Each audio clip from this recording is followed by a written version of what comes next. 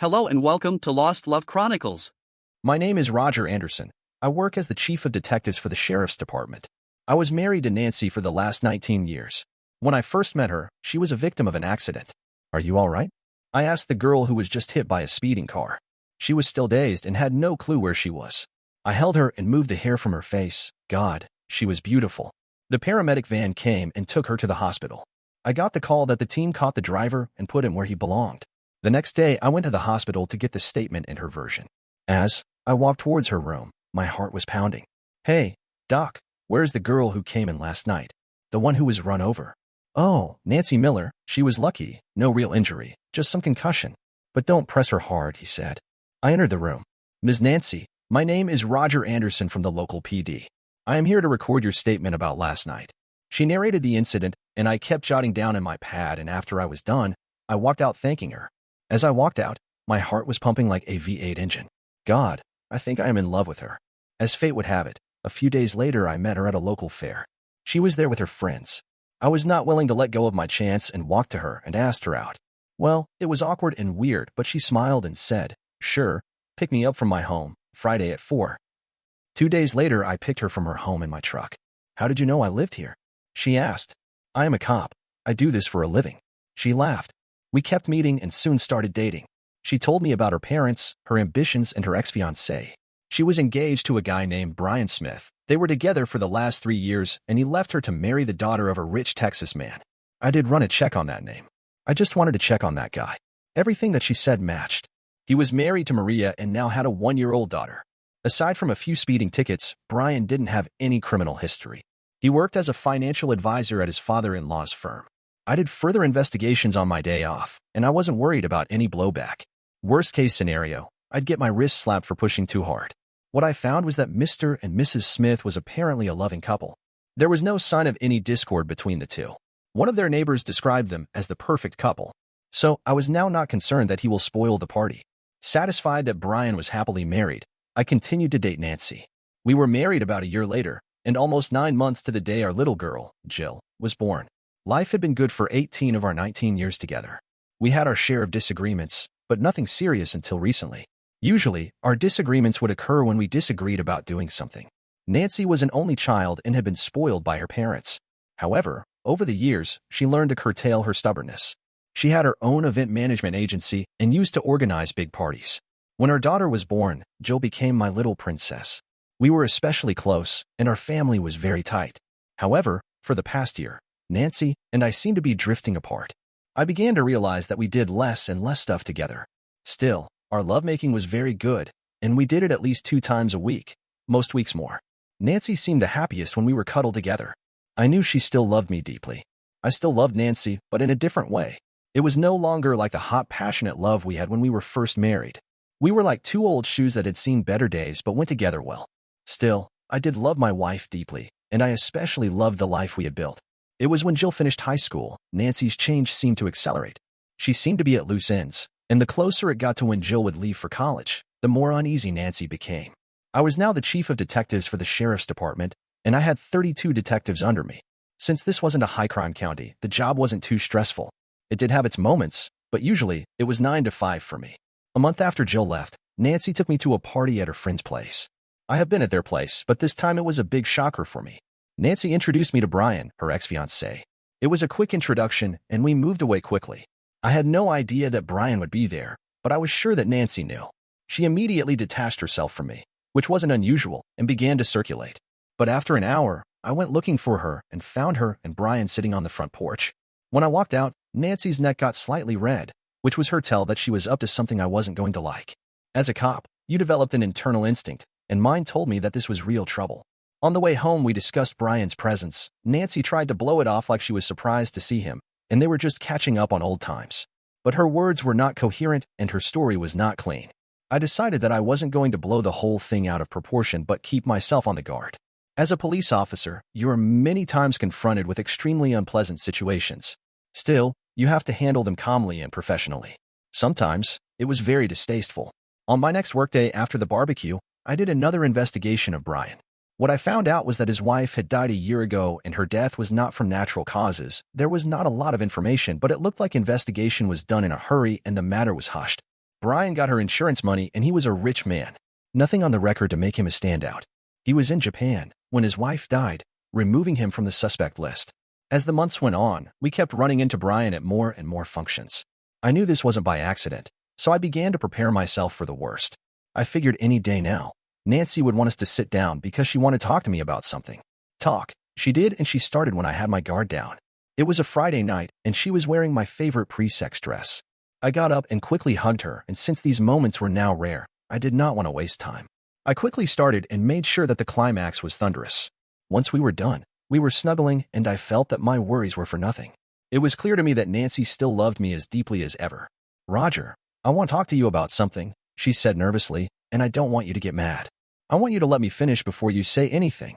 I felt like I just got shot by a .50 caliber slug right between my eyes. "You know that Brian was my first love," she explained. "We were engaged to be married. Then he fell in love with his wife, and we broke up. Since his wife's death, he's been devastated. He is so lonely. He tells me that he is still in love with me, and I have to admit that I'm still in love with him. But at the same time, I still love you too." I didn't say a word, and I was struggling to control my breathing and remain calm.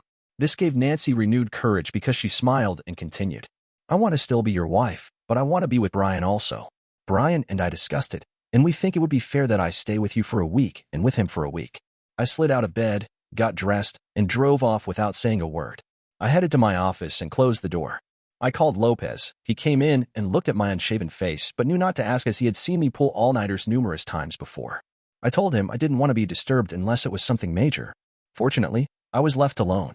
Is she really that dumb, or I just got teleported to a different dimension? I thought to myself. I sat in my unlit office for hours. I kept going over and over the proposal that my wife had put to me. It was the most selfish thing she could have done. It was clear to me that Nancy wanted her cake and wanted to eat it too. That wasn't going to happen. She was going to have to choose. About 5 o'clock, I headed back home. I was super annoyed when I saw Brian's car in the driveway. This guy has some gall. It took me 5 minutes to calm down. I left my pistol in the car dashboard. I knew taking it inside would be catastrophic. Years of training, but it did not prepare me for anything like this. I found them in the living room, sitting nervously. Nancy got up quickly and came over to give me a kiss. I pushed her away, and I could see she was hurt by that. I didn't care. "We need to talk about this," Nancy said nervously. "There's not much to talk about," I said curtly. "You either want to be with him, or you want to be with me. You can't have it both ways." "I don't think you thought this proposal through completely," Brian said as he stared nervously at me. "I'm not taking your wife away from you. I'll just be giving her the additional love she needs. Yes, we'll be sharing her, but she will never miss any of her wifely obligations." Now the inner rage was almost to a boiling point. This smug a-hole had just told me that I should be willing to let Nancy sleep with him because she needs extra loving. I was disgusted with both of them, and at that moment, I knew my marriage was over. "No, I'm not going to go along with this arrangement." "Roger," Nancy said with a look that told me she was now upset with me. "This is going to happen. The question is whether you are going to be part of it or not. Get lost and take this man out of my house," I said. Nancy burst into tears. "Roger, please let me have this. I've been a faithful wife all these years. Brian was my first love, but I don't want to lose you. I love you so much, but I love Brian as well." I snorted and looked at Brian. "Tell me, Brian, if your deceased wife came to you with a proposal like this, would you have allowed it?" "If it would have made my wife happy, I would have gladly agreed to it." He smiled. "And what about you, Nancy? If I came home with a former girlfriend and told you I wanted you to share me with her, how would you feel about that?" Nancy hesitated for a few seconds before answering. "I guess I would be upset like you are right now, but I would eventually agree to it because I truly love you and want you to be happy. Well, I still have my balls in my brain. I will be contacting a lawyer in the morning to arrange for a divorce. I think the split of the assets should be pretty straightforward. The house only has a small mortgage. Once that's paid off, we'll split the proceeds. Our investments, savings, and checking accounts will be split. Jill's college fund will remain intact. There will be no alimony since you'll be living with dipshit sitting there. Now, both of you, please leave." Nancy was crying hard now as Brian took her arm. When she got to the door, Nancy turned back to me and said, "The door is always open, Roger. If you change your mind, I do love you deeply. I do want you in my life." I walked up to the door and slammed it hard. Then I went to the den and started making a list of the things I needed to do. I knew exactly which attorney I'd retain. His name was Dustin Brown. He had a reputation for being a real shark in divorce proceedings. Usually, he represented the wives, and the poor husbands never knew what hit them. Over the years, we have crossed paths. I had helped him numerous times when I didn't have to. I did it because I knew the scum he was trying to stick it to. They deserved to get screwed as much as possible. The next thing on my list was our assets. I listed the house on an online portal. I had to transfer half of all our money to my accounts. I made a few calls to cancel the credit cards and apply for a new one in my name only. After reviewing my list, I realized there was one crucial task I hadn't addressed yet, calling Jill and informing her of what was happening. The mere thought of having to reveal to my little girl the truth about her mother's actions tore at my heartstrings. It took a full 5 minutes for Jill to regain her composure enough to articulate her thoughts clearly. What she expressed next caught me completely off guard. Has she gone insane, turning into a 304 and the stupid old witch even brought her flying monkey home to parade in front of you? All those years, you have been so wonderful to us. I don't want anything to do with her. I am not going to stay in touch with her. Tell her she died for me. Jill, I said calmly, you're very upset right now, and I understand your feelings. But Nancy is your mother, and she loves you unconditionally. Don't destroy your relationship with your mother over this. We all lose if you do that. Can you at least wait a few days until you talk to your mother? If she calls me, I'm going to let her have it with both barrels.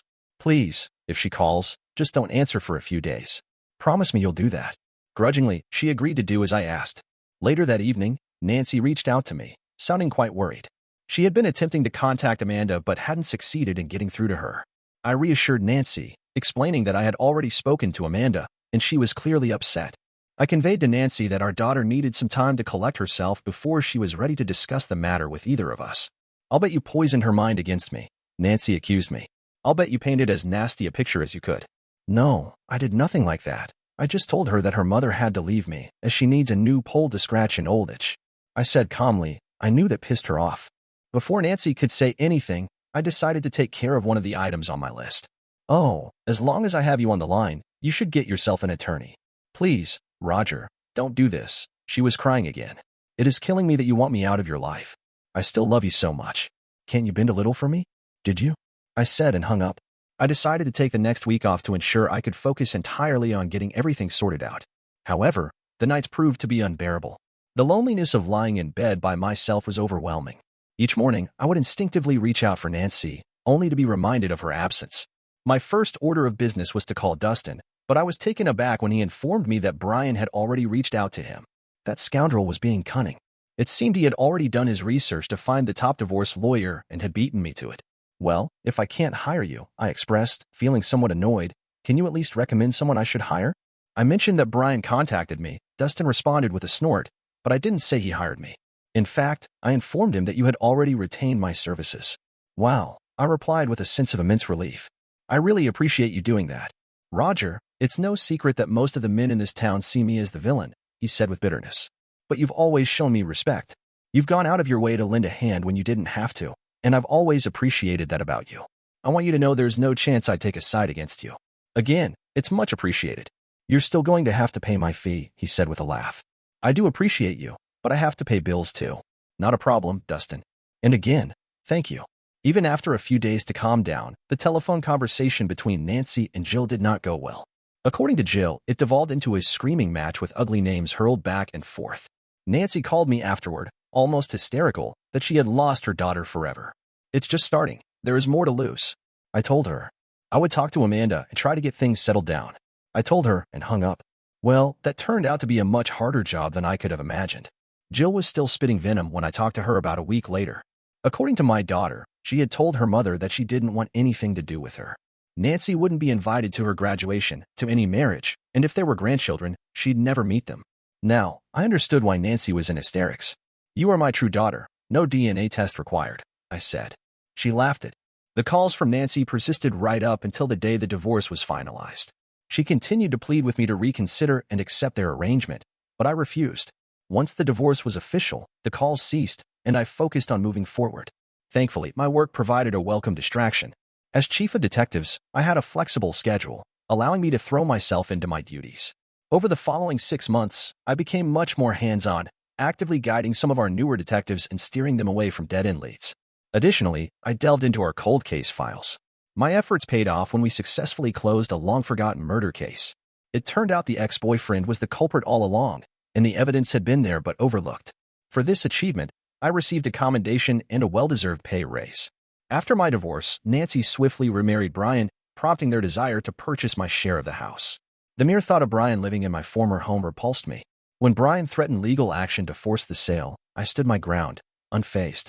With the support of local appraisers, I managed to inflate the property's value significantly. Despite the inflated prices, Brian proceeded with the purchase. Though initially irked by his audacity, I eventually saw the silver lining. The sale yielded far more profit than I had ever imagined. The divorce proceedings turned out better than I had anticipated, and I owe much of that to Dustin. His meticulous questioning unearthed crucial information that worked in my favor. It was revealed that the down payment for our house originated from an inheritance from my grandfather, making it exempt from being considered community property. Consequently, I received approximately 75% of the proceeds from the sale. With that sum, I made the decision to purchase a condo outright, located conveniently close to my workplace. One night, approximately 8 months after Brian and Nancy tied the knot, I found myself dining alone in a restaurant. To my surprise, I spotted Nancy as she approached my table and took a seat. Though taken aback by her presence, I resolved not to engage in hostility. Glancing around, I noticed Brian seated at a table across the room, perusing a menu. "How are you doing, Roger?"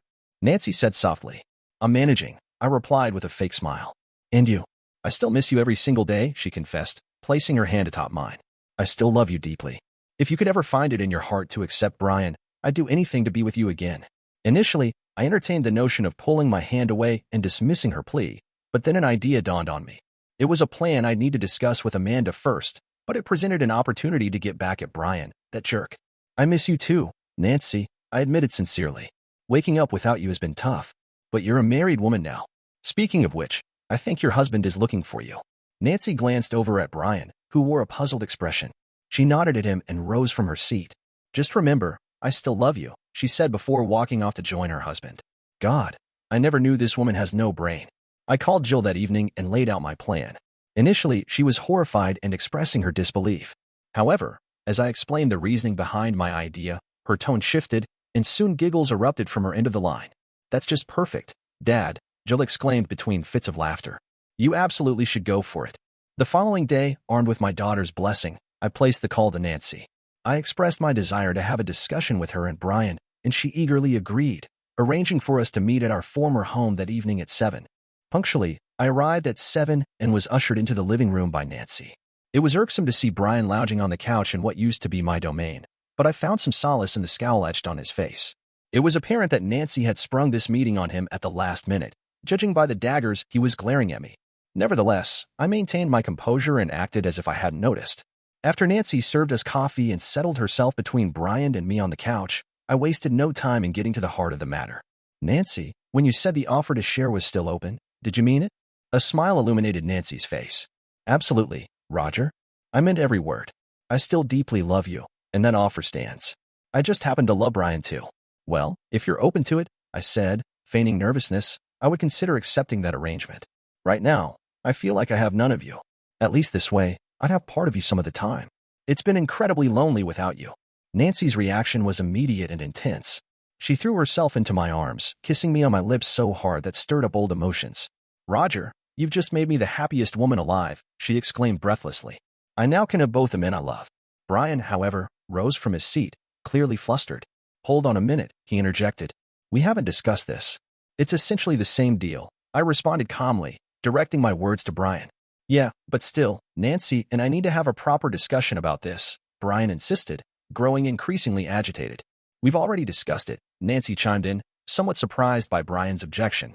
"Remember, we talked about it before presenting the plan to Roger. You agreed that you were more than willing to share your wife if that made her happy." Brian found himself trapped by his own words, his face reddening with frustration. Despite the setback, he persisted, saying, "I still think we need to have a more thorough discussion about this." As tempting as it was to point out Brian's hypocrisy, I chose to refrain and let Nancy and Brian have their own discussion without my presence. "Well, I'll leave you two to sort things out," I said, before making my exit. "I'll await your decision, Nancy." I then proceeded to kiss her again on the lips, and this time made it French. Though the corner of my eye I could see Brian fuming. Sitting alone in my car, I couldn't contain my laughter. I had successfully flipped the script on that jerk. Now it was Brian who was left squirming uncomfortably. Oh, how I wished I could hear their discussion that night. The tables had indeed turned, and it was a satisfying feeling. The next day, I received a call from Nancy, who informed me that Brian had been quite upset initially. However, when she called on him being hypocritic and that she would leave if he did not agree, he relented. They agreed to a schedule where Nancy would spend 1 week with me and 1 week with Brian. Of course, Brian insisted that none of this could proceed until I underwent STD testing. I could not believe that this can actually work. Are they that dumb? I consented to the test on the condition that both Nancy and Brian also get tested. While Nancy had no objections, Brian was clearly displeased. As it turned out, the results came back clean for all of us. Next week, I went to meet them. Brian was there when I drove in his driveway. I went in and kissed Nancy. I asked her to get me some water. As she went to get water, "Hey Brian, I'm going to screw your wife," and in my best Ric Flair tone said, "all night long." He was fuming, and he really wanted to hit me. I was counting on that. "Put your hands on a cop and I'll put you in your place." Nancy got me a bottle and now Brian looked pissed. Whatever anger was boiling inside him, he kept it bottled up.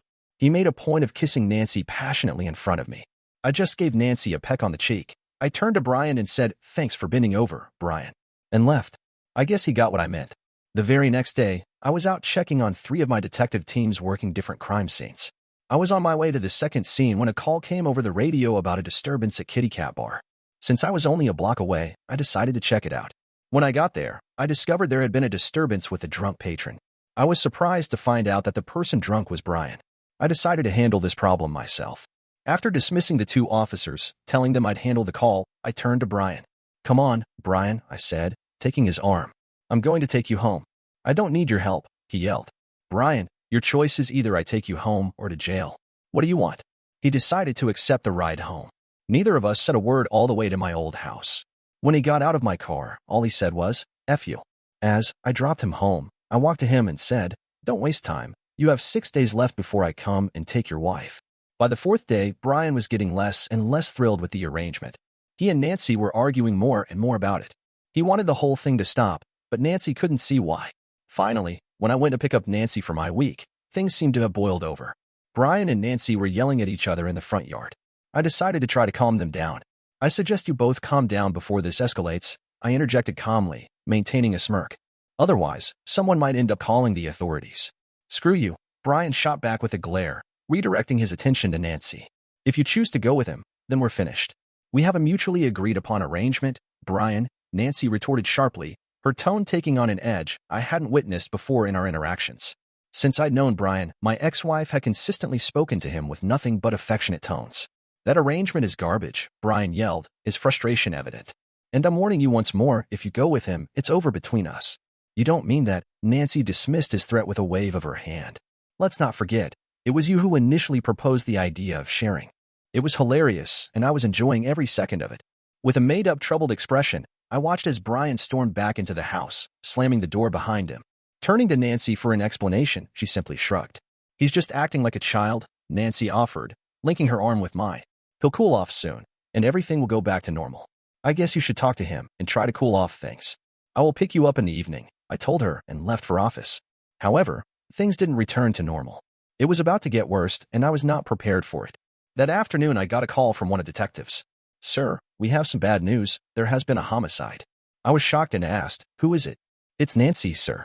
Brian did it. As per him, it was a fit of rage. We have arrested him and bringing him in." I did not expect that. I was feeling guilty for Nancy's death. What am I going to tell Jill? She will hate me for my actions. They got him in, but did not allow me near him. The team was aware of my history with Brian and asked me to be away from him. I reluctantly agreed and went back to my office. I called Jill and told her what has happened, and as expected, she did not blame me but did not say anything.